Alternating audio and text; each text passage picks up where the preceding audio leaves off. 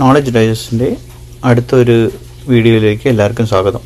ഇന്ന് നമ്മൾ ഒരു മാത്ത് ട്രിക്സിനെ കുറിച്ച് കുറച്ച് നോക്കാം. കുട്ടികൾക്കും കോമ്പറ്റേറ്റീവ് എക്സാം MCQ അഥവാ multiple choice questions, objective type questions എളുപ്പത്തിൽ ചെയ്യാൻ പറ്റാവുന്ന കുറച്ച് മാത്ത് ട്രിക്സിനെ കുറിച്ചാണ്. അതിൻ്റെ ആദ്യത്തെ പാർട്ടായിട്ട് നമുക്ക് ഡിവിസിബിലിറ്റി റൂൾസ് എന്ന് പറഞ്ഞിട്ട് അതിനെക്കുറിച്ച് നമുക്ക് നോക്കാം. Divisibility rules.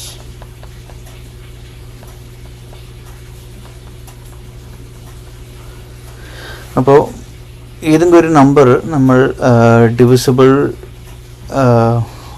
ആദ്യത്തെ ഒരു 20 നമ്പർ വെച്ച് എളുപ്പത്തിൽ എങ്ങനെ ഡിവിസിബിൾ പറഞ്ഞിട്ടാണ് നോക്കുന്നത്.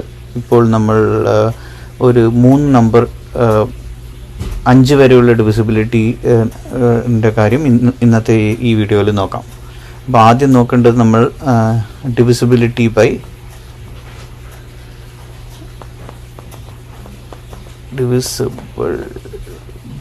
2. അത് നോക്കുവാൻ എളുപ്പത്തിൽ എന്ത് ചെയ്യണം പറഞ്ഞാൽ, ഒരു നമ്പർ ഈവൻ നമ്പർ ആണോ എന്ന് നോക്കിയാൽ അത് ഡിവിസിബിൾ ബൈ 2 ആയിരിക്കും. ഈവൻ നമ്പർ എന്ന് പറയുമ്പോൾ അതിൻ്റെ അവസാനത്തെ നമ്പർ 0, 2, 4, 6, 8 എന്നീ നമ്പറിൽ എൻഡ് ചെയ്യുകയാണെങ്കിൽ അത് ഡിവിസിബിൾ ബൈ 2 ആയിരിക്കും. ഉദാഹരണത്തിന് 768, അത് അവസാനത്തെ നമ്പർ 8 ആയതുകൊണ്ട് ഡിവിസിബിൾ ബൈ 2 ആണ്. ഇല്ലെങ്കിൽ 1024, അവസാനത്തെ നമ്പർ 4 ആയതുകൊണ്ട് ഇത് ഡിവിസിബിൾ ബൈ 2 ആണ്. ഇനി രണ്ടാമത് നമുക്ക് ഡിവിസിബിൾ ബൈ 3നെ കുറിച്ച് നോക്കാം.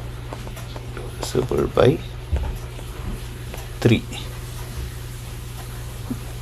ആ നമ്പറിൻ്റെ എല്ലാ അക്കങ്ങളും, ഒരു നമ്പർ തന്നിട്ടുണ്ട് അത് ഡിവിസിബിൾ ബൈ 3 ആണോ നോക്കണമെങ്കിൽ ആ നമ്പറിൻ്റെ എല്ലാ അക്കങ്ങളും തമ്മിൽ കൂട്ടിയിട്ട് അതൊരു 2 ഡിജിറ്റ് നമ്പർ വന്നാൽ വീണ്ടും കൂട്ടിയിട്ട് ആ നമ്പർ ഡിവിസിബിൾ ബൈ 3 ആണെങ്കിൽ അപ്പോൾ ആ original number should be divisible by 3.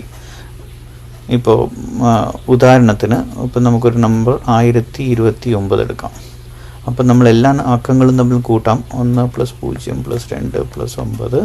അത് കൂട്ടുമ്പോൾ നമുക്ക് 3, 9, 12. അത് വീണ്ടും കൂട്ടാം. 1 + 2 3 ആണ്. അപ്പോൾ ഇത് 3 ആയതുകൊണ്ട് ഇറ്റ്സ് എ ഡിവിസിബിൾ ഫാക്ടർ ആയതുകൊണ്ട് ഈ നമ്പർ ഇസ് ഡിവിസിബിൾ ബൈ 3 ആണ്. അപ്പോൾ നമ്മൾ നോക്കേണ്ടത് ഏത് നമ്പറും എല്ലാ അക്കങ്ങളും തമ്മിൽ കൂട്ടിയിട്ട് അത് 0, 3, 6, 9 ആയി വന്നാൽ, അതായത് ഇതെല്ലാം മൾട്ടിപ്പിൾ ബൈ 3 ആണ്. അപ്പോൾ ആ original number should be divisible by 3 ആയിരിക്കും. വേറൊരു നമ്പറും കൂടി നമുക്ക് നോക്കാം. 12672. അപ്പോൾ ഇത് നോക്കുകയാണെങ്കിൽ നമ്മൾ നോക്കിയാൽ 1 + 2 + 6 + 7 + 2 എന്ന് നോക്കിയാൽ 3, 6, 9, 9, 9, 18. വീണ്ടും കൂട്ടിയാൽ 1 + 8 9.